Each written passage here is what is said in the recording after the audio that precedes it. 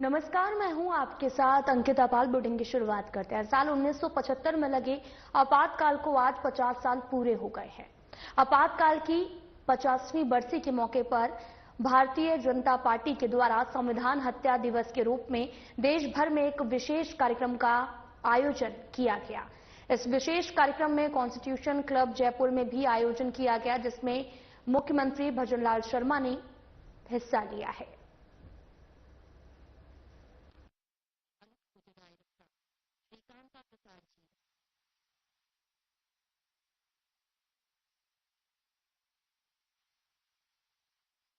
श्री रामचरण छीपा जी,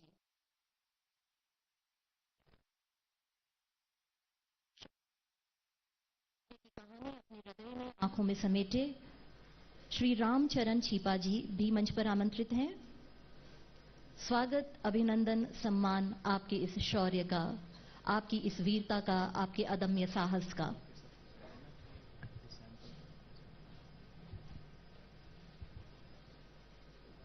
आमंत्रित हैं मंच पर श्री सुरेश कुमार शर्मा जी।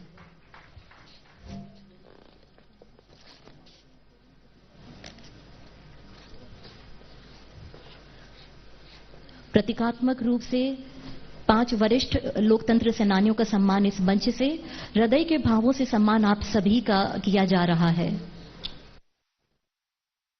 श्री सुरेश कुमार शर्मा जी, आप सह संयोजक हैं लोकतंत्र सेनानी संघ जयपुर के। अभिनंदन, स्वागत, सम्मान आपकी वीरता का, आपके साहस का।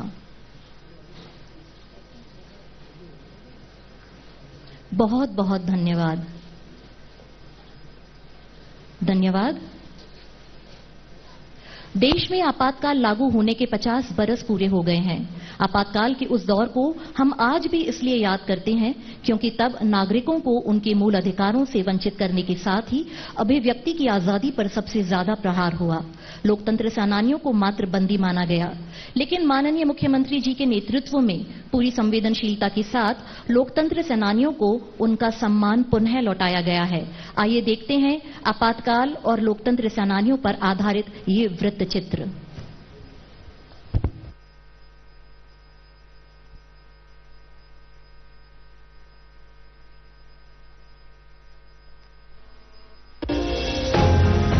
हमारा लोकतंत्र, करोड़ों भारतीयों की आवाज की वो पावन लौ, जिसे बुझाने की कोशिश जब जब हुई तब तब ये और अधिक प्रज्वलित हुई है। 25 जून 1975 इतिहास की वो तारीख जब इमरजेंसी लगाकर इस लौ को बुझाने की कोशिश की गई।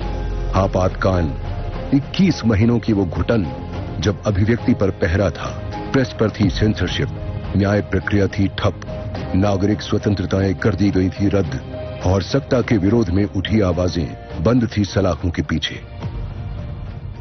लेकिन उस अंधेरे दौर में भी राजस्थान की धरती के कई वीर सेनानी उम्मीद के दिए बनकर जगमगाते रहे। उन्होंने जेलें सही, अत्याचार झेले, लेकिन झुके नहीं और लोकतंत्र को बचाने के लिए अपना सब कुछ दांव पर लगा दिया। उनका त्याग, उनका संघर्ष आज भी हमें प्रेरणा देता है। इन्हीं वीर लोकतंत्र सेनानियों को नमन करते हुए लोकतंत्र की रक्षा के महत्व को रेखांकित करने के लिए प्रधानमंत्री श्री नरेंद्र मोदी के नेतृत्व में भारत सरकार ने 25 जून को घोषित किया संविधान हत्या दिवस और राजस्थान सरकार ने उन सेनानियों के प्रति सम्मान और आभार व्यक्त करते हुए राजस्थान लोकतंत्र सेनानी सम्मान निधि योजना 2008 को 1 फरवरी 2024 से पुनः लागू कर दिया है। अब राज्य के सभी जीवित लोकतंत्र सेनानियों को मिल रही है 20,000 रुपए मासिक पेंशन, 4,000 रुपए प्रति माह चिकित्सा सहायता और राजस्थान रोडवेज की बसों में निःशुल्क यात्रा जैसी सुविधाएं। इस योजना का स्थायित्व सुनिश्चित करने के लिए राज्य सरकार लेकर आई राजस्थान लोकतंत्र के सेनानियों का सम्मान अधिनियम 2024। लोकतंत्र सेनानियों के त्याग, साहस और समर्पण को हमारा आदरपूर्वक नमन। हर सेनानी का सम्मान। जय लोकतंत्र, जय राजस्थान।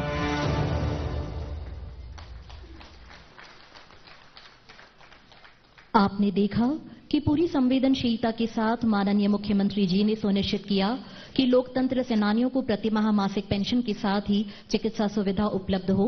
साथ ही आपकी संघर्ष गाथा और आपका साहस का सम्मान राजस्थान लोकतंत्र सेनानी सम्मान अधिनियम 2024 सुनिश्चित करेगा। भारत मां का बेटा हूं मैं, खुद से अपनी पहचान करूं, अनंत देशभक्ति की भावना बिना स्वार्थ जीवन न्यौछावर करूं। इन्हीं भावों के साथ मंच पर आप सभी की तालियों की अनुगूंज के बीच आमंत्रित करती हूं माननीय मुख्यमंत्री राजस्थान श्री भजन लाल शर्मा जी को कि पधारें और अपने शब्दों से हमें अनुग्रहित करें।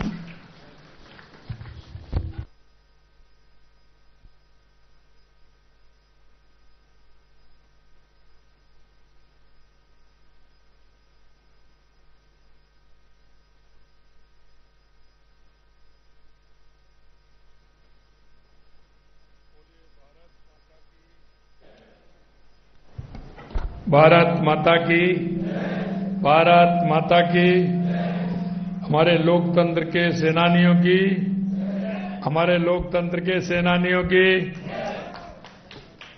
आज के इस लोकतंत्र सेनानी सम्मान दिवस एवं संविधान हत्या दिवस के इस कार्यक्रम के अवसर पर मंच पर विराजमान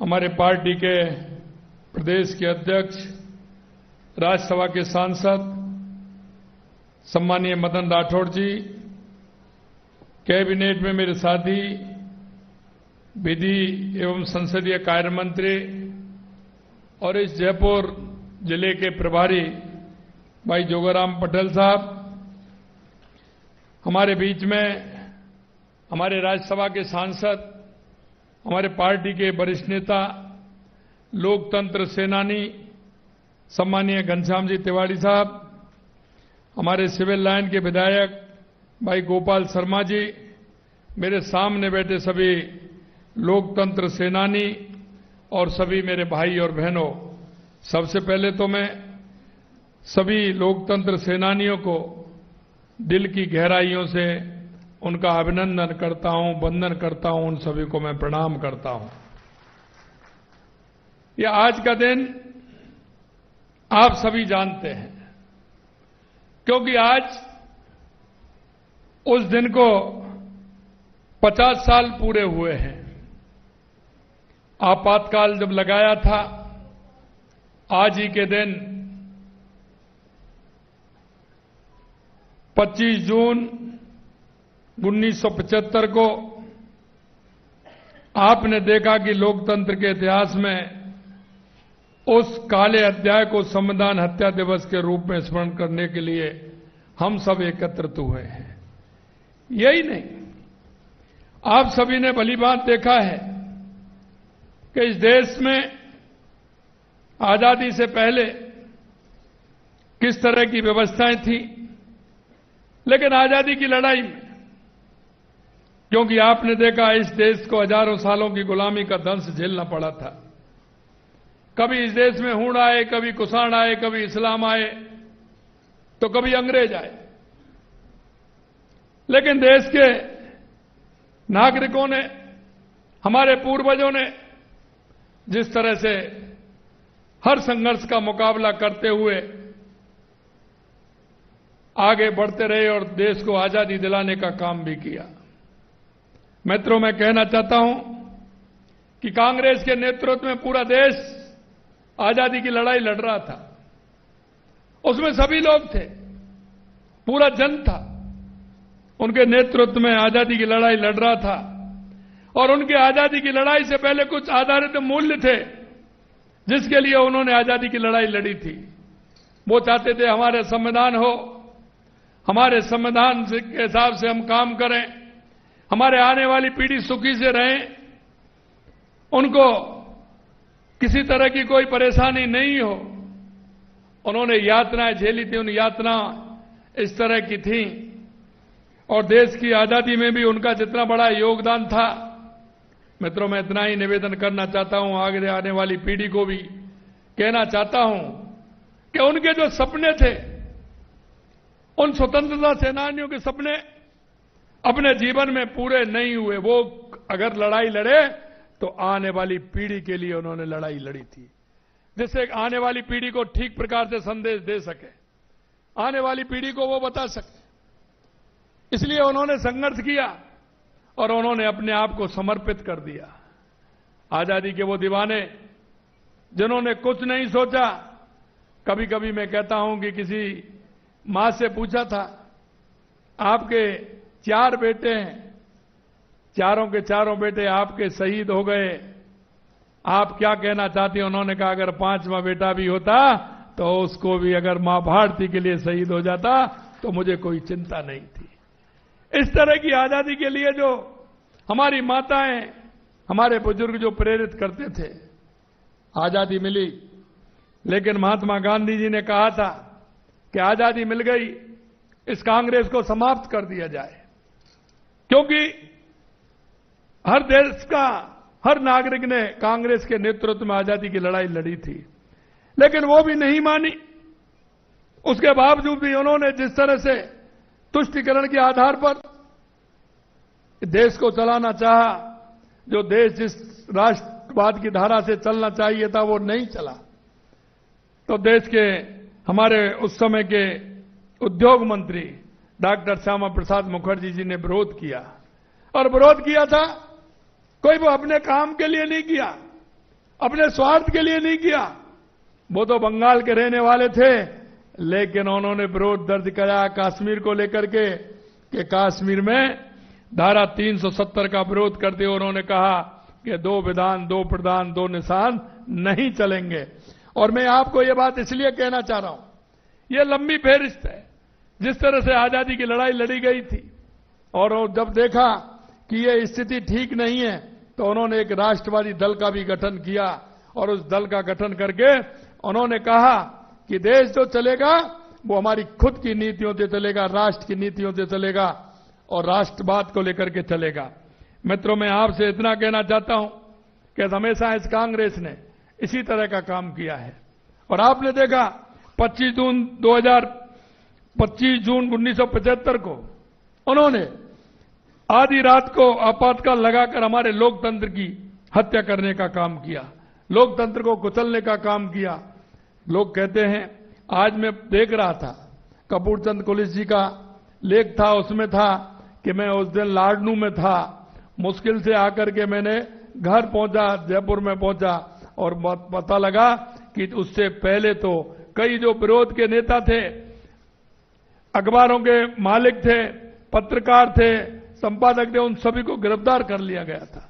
यही नहीं, आपने देखा जिस तरह से उनके खिलाफ जो उन्होंने जिस तरह की घटना हुई, निश्चित रूप से कह सकते हैं कि लोकतंत्र सेनानियों ने उस समय जिस तरह का काम किया और उस लोकतंत्र में जो घटना घटी उसका विरोध किया।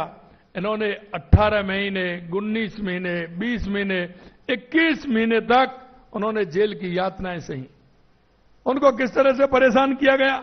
आप ही वो लोग हैं जिन्होंने एक बहुत नाजुक मोड़ में इस देश के लोकतंत्र को बचाने का काम किया। और मैं कह सकता हूं कि आपकी वो मजबूती करने और एक नई दिशा देने का काम जो आपने किया था, आज हमारा लोकतंत्र उसी स्तंभ पर खड़ा है। आपके द्वारा जो नींव एक बनाई गई थी, उस नींव के ऊपर हमारा लोकतंत्र है।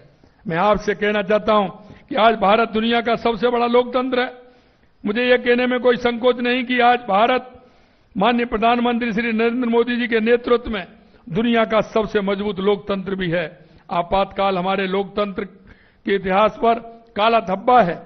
तभी कांग्रेस सरकार ने अपनी सत्ता बचाने के लिए इमरजेंसी लगाकर विपक्षी नेताओं को जेल में डाल दिया। प्रमुख नेता जहां थे वहीं जेल में डाल दिया गया, उन्हीं जेल में बंद कर दिया गया। और अडवाणी जी, अटल जी बेंगलुरु में थे, उन्हें वहीं जेल में बंद कर दिया गया था। मीसा, डीआईआर जैसे कानूनों को दमनकारी बनाया गया। न्यायपालिका को मजबूर किया गया। अभिव्यक्ति की स्वतंत्रता, प्रेस की आजादी, मौलिक अधिकारों का दमन किया गया। इस तरह से देश में लोकतंत्र खत्म कर दिया गया। किसी की सुनवाई नहीं हो सकती थी, कोई बाहर नहीं आ सकता था। ऐसे में हजारों लोगों ने संविधान की रक्षा के लिए आवाज उठाई, जेल गए, यातनाएं सही, लेकिन अपने संकल्प से पीछे नहीं हटे। ये सेनानी हमारे प्रेरणा के स्रोत हैं और मैं कहना चाहता हूं आगे आने वाली पीढ़ी को हमारे लोकतंत्र सेनानियों के पास बैठना चाहिए, उनके संस्मरण सुनने चाहिए। एक दिन मैं घनश्याम जी भाई साहब के पास बैठा, इन्होंने कई बात इस तरह की सुनाई। हमको उनके संस्मरण सुनेंगे तो निश्चित रूप से हमारे मन में ये बातें आ गई कि हमारे देश के लोकतंत्र को कैसे मजबूत करने वाले लोगों ने किस तरह से मजबूती प्रदान की। देश में इस तरह का माहौल बना दिया गया कि लोकतंत्र के चारों स्तंभ पंगु हो जाएं, न्यायपालिका को मजबूर बना दिया गया, कार्यपालिका की ओर से कोई विरोध किए जाने का तो कोई सवाल ही नहीं उठता था। देश की संसद में एक दो स्वतंत्र सांसदों को छोड़कर अन्य कोई बोलने वाला नहीं था। जिन जनप्रतिनिधि आपातकाल के खिलाफ आवाज उठाने की कोशिश की उन्हें जेलों में ठूस दिया गया था। 1,40,000 लोगों को अलोकतांत्रिक तरीके से जेल में 19 महीने तक कैद रखा और अनेक लोकतंत्र सेनानियों को अमाननीय यातनाएं भी सही। मैं आपसे कहना चाहता हूं, हम एक दिन के लिए 10 दिन के लिए कहीं बाहर जाते हैं, हमको घर की कितनी चिंता होती है। हम कहीं 1 महीने 2 महीने के लिए यात्रा करने भी जाते हैं, फिर भी घर की कितनी चिंता रहती है। मैं नतमस्तक हूं हमारे लोकतंत्र सेनानियों ने जिस तरह का 19 महीने 20 महीने और 21 महीने तक परिवार छोड़ा। कईयों के तो परिवार बिखर गए, परिवार टूट गए। जो पढ़ने वाले थे उनको शिक्षा नहीं मिली, जो लोग रोजगार को पाने वाले थे उनको रोजगार नहीं मिला, जो परिवार में ठीक तरह से काम करते थे उनको भी देख देख करके उनको 1 भाई हैं, 2 भाई हैं, 3 भाई, उनको भी जेल में ठूस दिया गया। अगर 3 भाई हैं और तीनों अगर जेल में चले जाएंगे, परिवार की परवरिश कौन करेगा। लेकिन मैं धन्य देना चाहता हूं आप सभी लोकतंत्र सेनानियों को कि आपने वो परवाह भी नहीं की और उस लोकतंत्र को बचाने के लिए आपने अपने आप को समर्पित कर दिया। इसलिए मैं आपको बहुत बहुत धन्यवाद देता हूं। आप देखेंगे राष्ट्रीय स्वयंसेवक संघ, विद्यार्थी परिषद, भारतीय जनसंघ जैसे संगठनों के सदस्यों को परिवार सहित जेल में डाला गया। ऐसा डर का माहौल पैदा करने इतने लोगों को जेल में बंद करके पीड़ाएं यातनाएं के बावजूद भी कोई झुका नहीं। और हम देखते हैं कि जब क्योंकि 25 जून 1975 और 26 जून से लेकर के लगातार आप सभी को जेलों में डाला गया और छोड़ा कब था? मार्च 1977 मार्च 1977 में आप सबको छोड़ा गया था। इतना बड़ा समय जेल की यातनाएं सहना, परिवार से बिछड़ना, परिवार से अलग होना बहुत बड़ी बात होती है। मैं कह सकता हूं कि ऐसे भी परिवार होंगे जो आज तक नहीं संभल पाए होंगे, क्योंकि परिवार में जिस तरह की भाव और भावना होती है, परिवार के अंदर जो स्थितियां होती हैं, जब अगर एक बार बिगड़ती हैं तो उनको सुधरने में समय लगता है। क्योंकि जो 10 साल का है, जो पढ़ना चाहता है, 20 महीने बाद 21 महीने बाद उनकी कौन सी क्लास हुई होगी। जो व्यापार करते थे उनका क्या हुआ। कई कांग्रेस के लोग कहते हैं कि इन्होंने क्या किया। अरे आपने क्या किया, आप बताइए। आपने हमेशा लोकतंत्र का गला घोंटने का काम किया है। मैं कहना चाहता हूं कितनी बार इन्होंने चुनी हुई सरकारों को बर्खास्त किया, हमेशा ये लोकतंत्र को कुचलने का काम करते हैं और आज नाटक कर रहे हैं। संविधान बचाओ दिवस मना रहे, संविधान बचाओ का काम कर रहे हैं। अरे आपने तो संविधान बचाने की बात करने वाले, आपने तो वो संविधान जिन्होंने बनाया था, उस संविधान बनाने वाले बाबा साहब भीमराव अंबेडकर की भी चिंता नहीं की। उनको भी चुनाव नहीं लड़ाया और उनको भी ना चुनाव जीतने दिया और उनको कोई मौका नहीं दिया। और आपने तो किसी तरह का उनको सम्मान भी नहीं दिया, भारत रत्न भी नहीं दिया। और भारत रत्न बाबा साहब को देने का काम किया वो भी भारतीय जनता पार्टी ने किया। और देश के यशस्वी प्रधानमंत्री नरेंद्र मोदी जी ने उनके पंच तीर्थों को भी विकसित करने का काम किया। यही नहीं, बाबा साहब को सम्मान देने का काम किया। 26 नवंबर को संविधान दिवस मनाने का काम किया, जिससे बाबा साहब का सम्मान बढ़ा और बाबा साहब को सम्मान देने का काम किया। मित्रों, मैं कहना चाहता हूं आज कांग्रेस जिस तरह के बातें करती हैं, आप सब देखते हैं। इन्होंने हर समय तुष्टीकरण के आधार पर, जाति और धर्म के आधार पर, भ्रष्टाचार के आधार पर काम किया है। मैं आपसे इतना ही कहना चाहता हूं, क्योंकि आज हमारा लोकतंत्र मजबूत है और उस मजबूती के नींव की ईंट आप हो और आपके द्वारा ये हमारा लोकतंत्र मजबूत हुआ है। जब आने वाली पीढ़ियां आपातकाल के इस काले अध्याय के बारे में जानेंगी तो उन्हें पता चलेगा कि अभिव्यक्ति समेत जो भी व्यक्तिगत स्वतंत्रताएं मिली हुई हैं, उनका श्रेय आपातकाल के खिलाफ संघर्ष करने वाले आप जैसे लोकतंत्र सेनानियों को जाता है। आपने देश में लोकतंत्र एवं संविधान को बचाने का जो संघर्ष किया, उसकी मूल भावना के अनुरूप ही देश के यशस्वी प्रधानमंत्री नरेंद्र मोदी जी ने देश में लोकतंत्र एवं संविधान मजबूत बनाने के लिए अनेक ऐतिहासिक कदम उठाए। ये माननीय मोदी जी ही हैं जिन्होंने संविधान दिवस मनाने की शुरुआत की, संविधान का सम्मान किया। साथ ही बाबा साहब अम्बेडकर के जीवन से जुड़े स्थानों को पंचतीर्थ बनाकर हमारे संविधान के शिल्पी बाबा साहब को सम्मान देने का काम किया। प्रदेश में हमारी सरकार बनते ही हमने तत्काल राजस्थान लोकतंत्र सेनानी सम्मान निधि को फिर से बहाल किया। हम अब प्रदेश के सभी लोकतंत्र सेनानियों को 20,000 रुपये मासिक पेंशन, 4,000 रुपये का मासिक भत्ता और चिकित्सा सुविधा उपलब्ध करा रहे हैं। राजस्थान में पिछली सरकार ने लोकतंत्र सम्मान निधि को बंद कर दिया था, लेकिन हमने इसके लिए राजस्थान लोकतंत्र सेनानी सम्मान निधि अधिनियम बनाकर ऐसी व्यवस्था की है कि आपकी पेंशन बिना किसी रुकावट के आपको मिलती रहेगी और अब आपकी पेंशन को कोई समाप्त नहीं कर सकता। आपको इलाज भी फ्री मिलेगा और आना जाना भी फ्री होगा। आपातकाल की इस 50वीं बरसी पर हमने प्रदेश के लोकतंत्र सेनानियों के संस्मरण को संकलित कर पुस्तक के रूप में प्रकाशित किया है। आज विमोचन किया गया है। संघर्ष का यह दस्तावेज हमारे लोकतंत्र सेनानियों की कहानियों को आने वाली पीढ़ियों तक पहुंचाने का काम करेगा। इस पुस्तक के माध्यम से हमारे युवाओं को पता चलेगा कि आज वे जिन अधिकारों और स्वतंत्रताओं का उपभोग कर रहे हैं, उसके लिए हमारे लोकतंत्र सेनानियों ने कितनी बड़ी कीमत चुकाई है। साथ ही उन्हें हर कीमत पर लोकतंत्र को बचाए रखने के लिए प्रेरित करेगा। आज के इस अवसर पर इस बात को मैं पुनः दोहराता हूं कि आपने लोकतांत्रिक मूल्यों के लिए जो संघर्ष किया है, उसके प्रति हमारे दिलों में गहरी श्रद्धा और सम्मान है। लोकतंत्र के लिए आपने अनेक पीड़ाएं एवं कष्ट सहे हैं। उन्हें भारतीय लोकतंत्र के इतिहास में एक प्रेरणादायी अध्याय के रूप में हमेशा याद रखा जाएगा। आज हम के इस अवसर पर हम सब मिलकर संविधान और लोकतंत्र की रक्षा का संकल्प लें। हम सभी ये प्रण करें कि लोकतंत्र, संविधान और स्वतंत्रता की रक्षा के लिए सतत प्रयत्नशील रहें।